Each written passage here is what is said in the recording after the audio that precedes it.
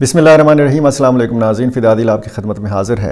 अफ़गानिस्तान एक बार फिर पाकिस्तान के ऊपर हमला आवर है। ज़ुबानी हमले किए गए हैं। जब एक तरफ हम देखते हैं कि हालात ठीक करने की कोशिश की जाती है तो दूसरी तरफ से एक आध ऐसा बयान सामने आ जाता है कि जिसकी वजह से लगता है कि जी अभी मामलात जो हैं ये दुरुस्त करने में बहुत वक्त लगेगा। कालादम टीटीपी के सरबराह नूर वली महसूद के हवाले से पाकिस्तान ये बार बार कहता है कि ये मौजूद है अफ़गानिस्तान के अंदर, और आज की ये ख़बर है कि नूर वली महसूद की अहलिया का इंतकाल हुआ, काबुल में हुआ। खुशहाल खान मीना इलाका है, यहाँ पे जनाज़ा हुआ, सुपुर्द खाक कर दिया गया उसी इलाके में। और एक अगली ख़बर जिसमें मैंने बात करनी है, 7,500 उन पाकिस्तानी मिलिटेंट्स की शहरियत हुकूमत पाकिस्तान ने मनसूख करने का फ़ैसला किया है कि जो मुख्तलिफ़ तंजीमों का हिस्सा हैं, जो रियासत के ख़िलाफ़ जिन्होंने बंदूक उठाई हुई है, लड़ रहे हैं। और एपेक्स कमेटी का जो इजलास हुआ था उसका बाकायदा एलामिया आ गया है। इसकी तफसील क्या है ये भी मैंने आपके सामने रखना है, और क्या खुशगवार इसमें बातें हुई हैं और किन बातों पे इत्तेफाक हुआ है।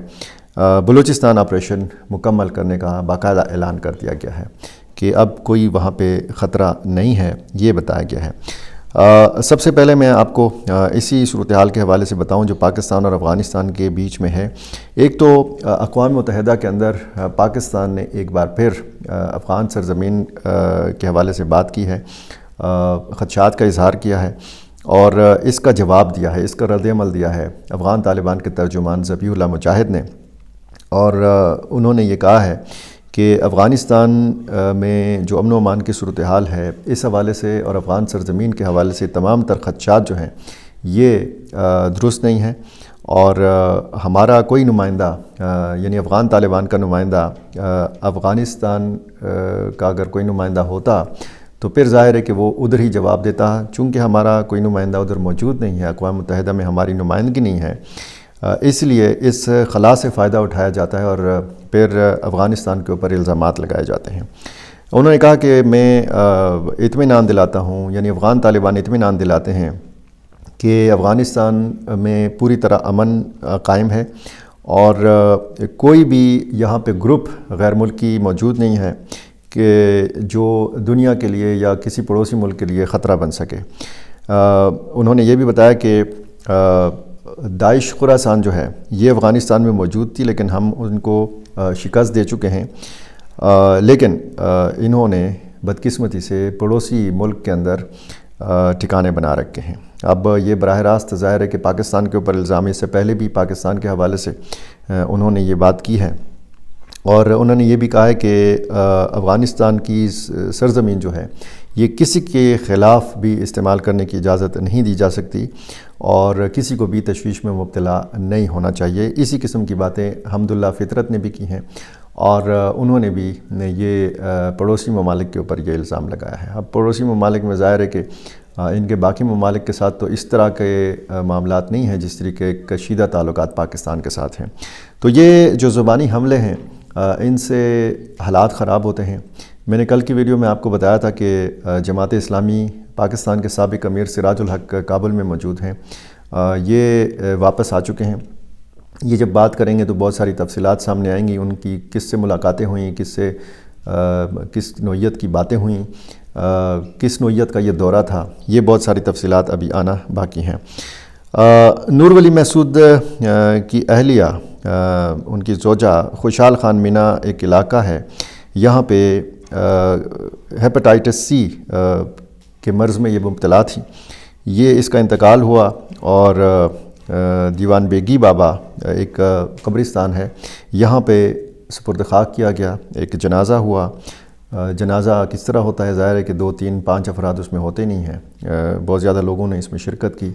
बाकायदा एक तस्वीर इस जनाज़े की आ चुकी है और इस मौके के ऊपर बताया गया कि जी सिक्योरिटी के इंतहाई सख्त इंतज़ामात किए गए थे। तो एक बार फिर ये इस्टेब्लिश हो जाता है कि जी पाकिस्तानी मिलिटेंट्स की जो क़यादत है ये अफ़गानिस्तान के अंदर मौजूद है और पाकिस्तान बारहा ये अफ़गान तालिबान से कह चुका है कि ये जो पाकिस्तानी मिलिटेंट्स हैं इनके ख़िलाफ़ कार्रवाई की जाए या इनको पाकिस्तान के हवाले किया जाए। بہرحال بہت سارے معاملات جو ہیں یہ پاکستان اور افغانستان کے ہیں اور جن پہ ابھی بات ہونا باقی ہے. بہت ساری باتیں ہو چکی ہیں دوحہ میں، استنبول میں، ریاض میں، کابل میں اور اسلام آباد میں، اور بیک ڈور بھی رابطے بحال ہیں. لیکن کب خوشگوار جو بیانات، اگر سلسلہ ہم نے دیکھا تھا بیانات کا، تو اس کے اثرات یا ان اچھی باتوں پہ عمل درآمد کب دیکھنے کو ملے گا، اس چیز کا انتظار ہے. سرحد بند ہے، تجارت بند ہے، لوگوں کی آمد و رفت بند ہے، اسٹوڈنٹس ادھر پھنسے ہوئے ہیں، ادھر سے جو افغان مہاجرین جا رہے ہیں ان کے لیے راستہ کھولا جاتا ہے. بہت سارے معاملات ہیں. اچھا، حکومت پاکستان نے دہشت گردی کے خلاف اب تک کی سب سے بڑی کارروائی کا آغاز کیا ہے. کالعدم تنظیموں سے تعلق رکھنے والے 7,500 سے زائد شدت پسندوں کی شہریت منسوخ کرنے کا فیصلہ کیا ہے. وزارت داخلہ کے ذرائع نے یہ بتایا ہے کہ نادرا کے سسٹم میں ریکارڈ پر موجود ان افراد کا تعلق جو ہے یہ ٹی ٹی پی سے ہے، یہ بی ایل اے کے ساتھ تعلق رکھتے ہیں، حافظ گل بہادر گروپ کے ساتھ، جماعت الاحرار کے لوگ ہیں، اور باقی جو چھوٹی بڑی تنظیمیں یا اتحاد ہیں ان سے ان کا تعلق ہے. اور ظاہر ہے کہ جب یہ 7,500 کی تعداد بتائی جا رہی ہے تو ان کا باقاعدہ ڈیٹا جو ہے یہ مرتب کیا جا چکا ہے، اور یہ بیرون ملک سفر نہیں کر سکیں گے، ان کا شناختی کارڈ نہیں ہوگا، یہ پاسپورٹ پہ سفر نہیں کر سکیں گے، اور ظاہر ہے کہ بہت ساری چیزیں جو ہیں ان کی سلب کر لی جائیں گی. یہ بڑا فیصلہ ہے اور اس سے ان کے تمام جو بینک اکاؤنٹس ہیں یہ منجمد ہو جائیں گے، جائیدادیں وہاں کے سرکار ضبط ہو جائیں گی، اور ہر قسم کے منقولہ اور غیر منقولہ اثاثے فوری طور پر سرکاری تحویل میں بھی لینے کے احکامات جاری کیے گئے ہیں. یہ ذرائع نے بتایا ہے. یہ جو ہے یہ ایک مؤثر طریقہ ہے یا مؤثر طریقہ نہیں ہے. بہرحال اس پہ سیکیورٹی ماہرین بات کریں گے، اور جس طریقے سے ایک مالیاتی نیٹ ورک ہے بینک اکاؤنٹس کے تھرو یا سمز کے تھرو یا مختلف جو جیسے ایزی پیسہ، جیز اکاؤنٹ، اس قسم کی چیزیں جو ہیں یہ اب یہ مالیاتی نیٹ ورک ان کا مکمل طور پر مفلوج کرنے کا یہ منصوبہ ہے. اور جس طریقے سے یہ ایک نیٹ ورک ہے اس کو دچکا پیر ضرور پہنچے گا. بلوچستان میں ایک ہفتے بعد ٹرین سروس جو ہے اس کو بحال کر دیا گیا ہے، اور یہ جو آپریشن ختم کرنے کا اعلان کیا گیا ہے اس کو بتایا گیا ہے کہ یہ آپریشن رد الفتنہ تھا. بتایا گیا ہے کہ 216 ملیٹنٹس کو مارا گیا، دہشت گردوں کو مارا گیا جو بی ایل اے کے حملہ آور تھے بلوچستان کے مختلف شہروں میں جنہوں نے اٹیک کیا تھا. اس میں 36 عام شہریوں کی شہادت ہوئی، 22 سیکیورٹی اہلکار جو ہے یہ شہید ہوئے اس صورتحال میں، اور یہ بتایا گیا ہے کہ اب صورتحال جو ہے مکمل طور پر فورسز کے کنٹرول میں ہے. اعلامیہ جناب جاری کر دیا گیا ہے اس اجلاس کا کہ جو ایپیکس کمیٹی کا اجلاس تھا، وزیر اعلیٰ خیبر پختونخوا سہیل آفریدی کی صدارت میں تھا. Core commander Peshawar lieutenant general Umar Bukhari اس میں شریک تھے، chief secretary Syed Shahab Ali Shah, I G police Zulfiqar Hameed اس میں شریک تھے، باقی کابینہ کے ارکان تھے، اور دیگر اعلیٰ سول اور عسکری حکام نے اس اجلاس میں شرکت کی. ایک جامع حکمت عملی پر غور کیا گیا دہشت گردی کے خلاف، اور بتایا گیا کہ جناب ایک مشترکہ لائحہ عمل تمام سیاسی جماعتوں کا وفاق کے ساتھ بنایا جائے گا. متعلقہ جتنے بھی سٹیک ہولڈرز ہیں یہ ایک پیج کے اوپر ہوں گے، اور حکومت کسی قربانی سے دریغ نہیں کرے گی. تمام ادارے متحرک ہوں گے، اور دہشت گردی سے متاثر علاقوں کو ماڈل گڈ گورننس اضلاع میں تبدیل کرنے کا فیصلہ کیا گیا. اجلاس میں متاثرہ علاقوں کے لیے سیکیورٹی، صحت، تعلیم، روزگار اور ترقیاتی پیکج جو ہے اس کا فیصلہ کیا گیا. اس کی تفصیلات بھی ظاہر ہے کہ جب بعد میں آئیں گی تو وہ بھی میں آپ کے سامنے رکھوں گا. متاثرین نقل مکانی کرنے والے جو لوگ ہیں ان کی باعزت واپسی بتایا گیا کہ جناب حکومت کی اولین ترجیح ہے اور امن پر کوئی سمجھوتا نہیں ہوگا. وزیر اعلیٰ خیبر پختونخوا نے کہا کہ سول حکومت اور سیکیورٹی ادارے ایک پیج کے اوپر ہیں. اچھا، اسی اجلاس کے حوالے سے جو ہے یہ ایک اور اعلامیہ بھی سیکیورٹی ذرائع کی طرف سے سامنے آیا ہے، اور اس میں بھی تقریباً اسی قسم کی باتیں ہیں. اور یہ بتایا گیا کہ جتنے بھی عام شہری اور سیکیورٹی فورسز کے اہلکار شہید ہوئے ہیں مختلف واقعات میں، ان کے لیے فاتح خوانی کی گئی، اور مکمل جو ایک لائحہ عمل ہے اس پر غور کیا گیا، کیسے جو دہشت گردی کا ناصور ہے اس کا خاتمہ کیا جائے، کیسے مکمل امن اور استحکام جو ہے یہ لایا جائے، تو اس کے لیے یہ ساری بات چیت ہوئی اور اجلاس نے فیصلہ کیا کہ دہشت گردی کے خلاف جامع پالیسی کا کامیابی کے لیے تمام سیاسی جماعتوں، عوامی نمائندوں، معززین اور وفاقی حکومت کی مشترکہ مشاورت، باہمی تعاون اور عملی ہم آہنگی جو ہے یہ بہت زیادہ ضروری ہے۔ اور اس نشست میں مصمم یہ بتایا گیا کہ ارادہ کیا گیا کہ خیبر پختونخوا کی حکومت اپنے تمام تر وسائل بشمول فوج، پولیس، سی ٹی ڈی اور دیگر اداروں کو استعمال کرتے ہوئے کسی قربانی سے دریغ نہیں کرے گی۔